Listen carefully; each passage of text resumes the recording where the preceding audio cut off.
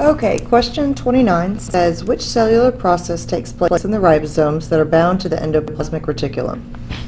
In order to answer this question, you're going to need to have a decent familiarity with the cell parts and then their functions. So let's start by going through what each of these answer choices, what the cell part is that actually goes with them. So we have an animal cell and a plant cell. A lot of them, or actually most of the things, are going to be in both cells, with the exception of a cell wall and chloroplasts that are in plant cells only, and then centrioles that are in animal cells only. The rest of them have all of the ones listed.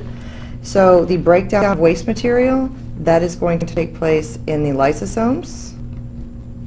And then you will find that down here, both animal and plant cell. The conversion of radiant energy to glucose, that is the process I am very much hoping you know as photosynthesis. That's how plants make their sugars that they use for food.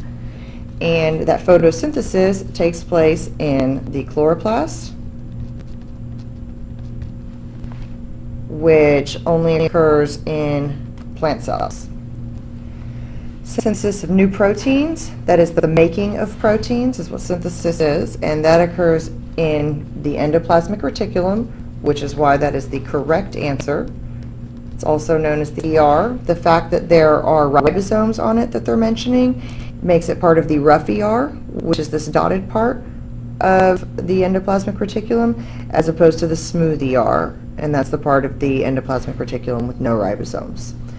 Answer choice D is not your answer because the replication or reproduction of nucleic acid, which is your DNA and things like that, basically, that takes place in the nucleus, which is basically your control center of both cells. So your answer ends up being C. Synthesis of new proteins takes place in the ribosomes bound to the endoplasmic reticulum.